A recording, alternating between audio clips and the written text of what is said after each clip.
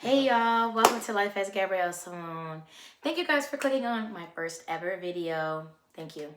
I appreciate you very much. So today we're going to do a little Q&A about me. The voice you hear in the background is my boyfriend, so he's going to be reading off the questions. And I'm just going to answer them for you guys honestly, truthfully, and the best I can answer. Okay. So we're gonna start off with tell me a little bit about yourself and your childhood. How was it? Well, I grew up, how would I say? Like, I grew up pretty much everywhere. Like, I lived with my mom when I was younger. Her name is LaShawn. I lived with my mom when I was younger up until I was about, I say, 7 years old, because she passed away and died from ovarian cancer in 2011. So, and then I began to like live with my dad from 7 till 18. And then now, like, my dad, he passed away, so he's not alive anymore too. He died from cancer too, for that I believe spread it from his kidneys to his brain and to his lungs. So yeah, he passed away. And I have a twin brother. That's some things not many people may know about me. I work in a daycare. I work with kids. I love working with children. That is like a passion of mine. And yeah, that's really a little bit about me. Okay. Okay. So I know you said that your mom passed away when you were young. So how was that transitioning into when you went with your dad? Like, how was it when she passed away? Like, what was the leading up to that? Okay. And then how was it transitioning into living with your dad? Okay. So when my mom, towards the end of when my mom was sick, like, I don't remember too much, but I remember like going to see her. I think it was my birthday, me and my brother's birthday, and she was in a nursing home at the time because like she was like really sick. So she basically was like, this was before I think she went into the coma. Yeah, this was before she went into the coma. And I remember her, like, us going to see her. And at the time, my dad was married to somebody else. So she was with us. And, like, we walked in through the door. And, like, I just remember her, like, crying. And I remember her showing me how she could, like, lift, like, my mom had, like, a lot of hair. And, like, she always kept her hair braided to the back. And she showed me how she could, like, lift up her hair. And yeah, so during that time I was living with my dad. So like, and around that time when we went to go see her, we were living with my dad at the time. My dad got custody while she was like in the hospital and stuff, sick. So like that transition wasn't like too bad, cause like I remember like when my dad, he picked us up, and it just feels like a monumental moment sometimes, because like I remember we got in the car. This is when he has his white van, and he had picked us up from our auntie, my mom's side sister. Yeah, he picked up from her house, and then we got in a car, me and my brother, and my brother asked him, "Do we ever have to go back?" And my dad told us no. Like, as long as I'm living and breathing, you would never have to go back and be with them, because we weren't treated good there. Like, you know how a normal little girl should always have her hair done and decent clothes on her body. Like that, we didn't have that. Like my brother's hair wasn't being cut. It was just a lot of things that us going with my dad was a good thing, because like we actually got taken care of. My hair was always done. Like I always had good clothes and shoes on my body. So like that transition for me like kind of wasn't hard, but during those times it was like kind of fun. My dad made it like and that during that time my dad had just had surgery too, because he had cancer. My mom had cancer at the same time in 2010. So that was his kidney cancer. So that's he had just had surgery for removing the kidney. And yeah, so we was living with him when he just had got that surgery too. So I remember him having the surgery, and they said he was fine and all that, and he was healthy after that for a long, long time. So how I would say, how did you cope with your mom's loss going, like, after you lost her? How did you cope with that? Honestly, like my mom passing away, that kind of part of my life is sometimes like very vague.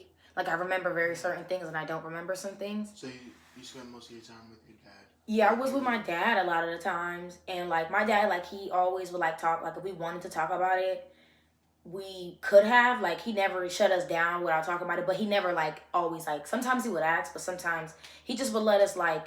If we wanted to talk about it, we'll talk about it. Like it would be, we would did to force that conversation. Um, but and my dad also had me and my brother in therapy. He had us go to therapy, and he would. What did y'all go to therapy for? We went to therapy for like just trauma, cause like we had moved around so much with my mom. Yeah. Honestly, like from what I get from everything, like my mom had like was a very secretive person, kind of. Like she kept to herself. In a way, from what it gives off, from what I know about her, like she just was very secretive, and we always were moving. Like for some reason, like I lived in When I lived with my mom, I lived in like East Orange, Pennsylvania, and I think that was it. I don't think we moved anywhere else, but we relatively stayed in New Jersey. Okay. So you lived with your dad all the way up, and you said he passed away. Yeah. When did he pass away? My dad passed away June 24th, 2025. So how old were you? I was 19. 19, 20? No, I think I was at July. Yeah, I was 19. So I had just, no, June. No, I didn't turn, I think I was 19 turning 20. Yeah, I think I was 19. I'm pretty sure I think I was 19 turning 20. Cool.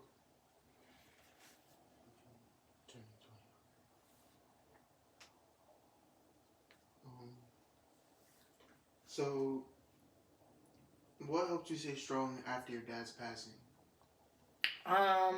What helped me stay strong after my dad's passing? Honestly, like believing that God would not put me through nothing I couldn't bear. Like having like faith in God that like, okay, like this one's not happening for no reason. He's not gonna put me through this for it not to be for a purpose and a plan. And it's like, you know, my loved ones that were like around me, like that kept me going, like being around me, like kept me like from being sad and, you know, like let me still know that I'm young, like I can still live my life, like regardless of this happening, and life is gonna move on. So I have to like either, I can't sit there, you know, I can't sit and like swallow up into a hole and just exist. Like I can't do that. I have to do what I have to do because nobody else is gonna do it for me. Like I know it's hard dealing with grief. Was there any moments that you wish that your parents were still here? Yeah, I have my moments like even now, like getting my own apartment. That is like a great thing that I feel like my dad should have been here for. I feel like even just in little times, like when I need advice or I need someone to pray for me, or just like calling him to hear his voice is just like the moments when I miss the most, or like when like good things happen, like when I got a promotion at work. I wanted to call my dad and tell him about it and be like, Dad, I got a lead position. Like, I'm really like doing something that I actually like, you know? And like, and it's pertaining to what I love, which is kids. Like, I love kids. So it was like, I working with them and like being promoted, and it made me feel really good. And I wish that like I could have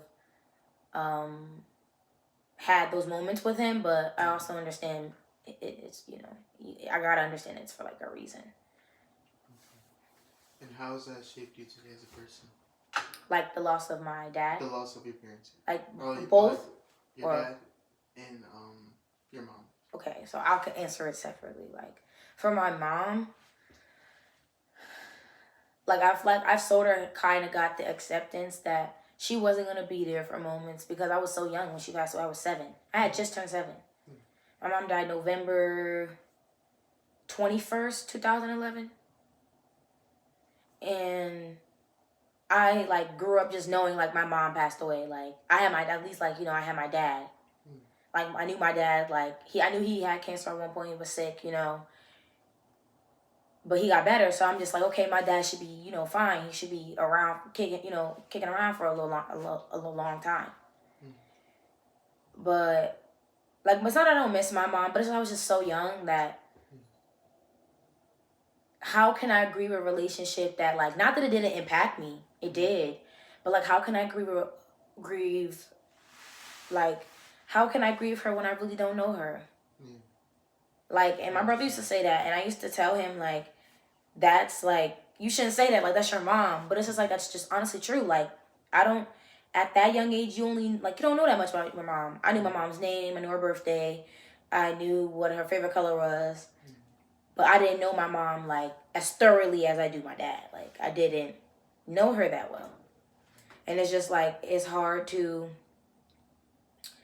have, like, the grief for my mom is just different. Like, I miss my mom. I wish there's times I wish I can, like, call her about, like, girl, things that happen and all that, but I'm just used to her not being there. It doesn't really bother me as much. But, like, when it comes to my dad, like, I be sad. Like, I be really sad. Like, I be sad about it because it's just, like, I'm only 21 and I don't have neither of my parents. Like, things could be worse, but thank God, like, I have my own place. Like, I take care of myself. I go to work every day. Like, I'm proud of myself for where I'm at right now, but, like, if I could just have one thing, it would be just to have my dad back. Like, just to call him and talk to him and get advice about things. And it's just, like, having that protection. Because, like, you can get protection from anybody, but the protection you have with your parents is totally different. That safe feeling, like, you don't feel safe feeling anymore when your parents are there. That was your safeguards, and it's like, now you got to be the one to be the protector. So sometimes it can make me very, like, I could be very emotional about it, but then I could be very, very strong about it. It just all depends on the day or what I'm going through at that moment. That leads me to my question: what have you learned about life, love, and strength from your experiences? What I've learned about life, love, and strength. Well, one thing I could say about love, that, like, if people wanted to be there for you, they would. Like, you shouldn't have to beg nobody to be in your life. Like, you should never have to do that. People should want to be in your life. And if they don't want to be in your life, that's fine. Fuck them. Respectfully, fuck them. Like, and sometimes it's hard for me to say that when it comes to certain individuals. It's very hard for me to say that. But, like, because of, like, okay, like, say if they're there for me for, like, through this situation, a certain situation, and I feel bad. Like, I can't say that because you have been there through me, through all this. Why is this happening now? So, it's just like, if people wanted to, they would. And I just realized that not everybody meant to be in your life. Some people you cannot fix, and some people you cannot force to understand you. Like, you can't force nobody to understand you. You can't force nobody to be in your life. You can't force nobody to love you. Like, you just can't do that. And, like, even with my dad's funeral, like, I feel as though that building should have been packed. That building should have been packed at my father's funeral. That shows you how people really are. And, like, even with that situation, like, watching my father go through that showed me that people who say they love you show it by actually being there, by showing up, like, taking the time out of their day to call you, check up on you, see if you even ate, see how you doing, if you need something. Not people that just gonna call you just to get the tea about your life and not even help you, or people just to come speak down on you. Like, like, going through that taught me that not everybody is gonna be in your life for as long as you want. And you just have to, like, take it with, like, a grain of salt. Like, okay, I had them for this time. I could have had them for a lot shorter. But also knowing that it's okay to feel sad about it. It's okay to, like, feel like you're alone. Because you do feel like you're alone. When you lose both your parents, you feel like you're alone. So, what gave you the strength to do that? Like, your dreams, your aspirations? What gave me the strength to do that was, one, I would say God. Because without God, I don't know if I would even be in the position I'm in, honestly. Like, my dreams and aspirations, like, I want better for myself. I want to grow. I want to be happy. Like, I don't want to have, like, I don't want to live in, like, chaos and stuff. Like, I want to be at peace. And I know, like, I have to take the steps to get there. Like, and I know, like, I want to mature in ways, so I have to go through things that's going to make me mature. Like, have to be mature or be the bigger person, or just learning when to sometimes, you know, not say nothing at all. And that can be very hard, especially, like, when certain situations happen. Certain things you just not going to shut up about. But sometimes I'm realizing that don't waste your, like, you just can't waste your breath sometimes. Some people, you could tell them this, but you can repeat yourself as many times as you want, and they still not going to get it. They're still not going to understand. So what is some advice you would give someone that lost their parents young? Some advice that I would give to someone that lost their parents would be that it's gonna be okay. It's gonna be hard. It's definitely gonna be hard. There's gonna be days where you wish it was a fever dream, or you wish that you just wake up and it will still be there. Like, it's gonna be hard, and losing your parents, you lose a part of your identity. Like, you lose a major chunk of your identity, because when you came into this world, you didn't know nothing about yourself but you and your parents. You get what I'm saying? You ain't know nothing without them. So for me, it's just like, I would just say take it one day at a time. Like, I would honestly say pray. Like, talk with God. Like, sometimes don't talk to people, just talk to God, because nobody's never going to understand how you feel. Like, nobody's going to understand your pain unless they have gone through it themselves. They can try to sympathize with you, but it's not that's the sympathy really don't even mean nothing. Like, you don't want to hear that. You don't want to hear the I'm sorry, because, like, that I'm sorry is not going to bring my father back. It's not going to bring them back. So I would just say take your time with yourself, and if you need to cry, have your moment to cry. Like, even if you don't want to, cry, because it's better for you to cry than to hold it in, and then you have, like, you break down, and you don't want to break down. You want to be able to push through it. So that's what I would say. Just, like, one, talk to God, pray, surround yourself with people that are good for you. And if you don't know if they're good for you or not, like I said, talk to God about it, because He's going to show you who your friends is. Tell me. Believe me, He's going to show you who your friends are. But also, you need to be careful with who you trust during that time as well. If, it depends on, like, how people be when money come into play. So with that, I would, especially with that too, if you're getting something, don't tell nobody what you getting, how much you getting, because that money ain't no amount of money that's gonna make you happy. What video, and, like, how do you plan to use your YouTube channel, and just a little bit about that? Okay, so what I wanted you guys to take from this video is just a little questions, just learning a little bit about me and talking about my grief and stuff, because I wanted people, especially if they're young like myself, to let them know that, like, you're not alone. It's gonna be okay.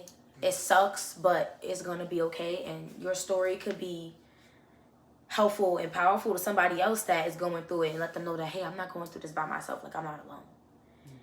And what I really want to do with this YouTube channel is, this to be a safe space, not only for myself, but for the people that are watching, to let them know that, like, not even just grief that we'll be talking about. We'll be talking about friendships, love, many Fun things. like fun things, like vlogs and days in life with me, you know, just, or sometimes just regular chat and, you know, conversations where we're talking and stuff with each other. And I just want this page just to be a good thing and be a blessing to someone besides myself. And to let people know that, you know, there's other people going like that are going through the same struggle as you. Because you don't see it a lot. Like, people, all you see is the glamour of everything. People don't see the raw and the raw truth. Everything is so fake and fabricated now. People need to know the truth. Like, this is what people every day go through. And I also want people to know that don't ever say that it can't be you, because it can be. Okay, that was good. So, just to end the video off, if you could say something to your younger self, what would it be? What would you tell her? Like, how young? Just like a young age, like early teens. Okay. Maybe. What I would tell her is to always, like, speak up for yourself. Don't let nobody, like, try to downplay you or downplay your success or disrespect you and allow them to still be in your life. Like, let those people go. Like, when people show you who they really are to your face, and it's like, if it bothers you, yeah, it's a problem. Like, you don't like it. Like, if somebody show you that they not your friend to your face, please listen to that. Because that's not your friend. Because you don't want to waste your time having people in your life that's just there to leech off you or be a negative vibe. Nobody wants that. Like, and I would just tell my younger self that, to be confident in who you are. And yeah, you is cut from a different cloth, but that's okay to be different. And don't let nobody ever change that. Unless you want to change it yourself. Well, thank you guys for watching this video. Thank you to everyone that is viewing this. I hope you guys like, comment, and subscribe. And I'll see you on the next one.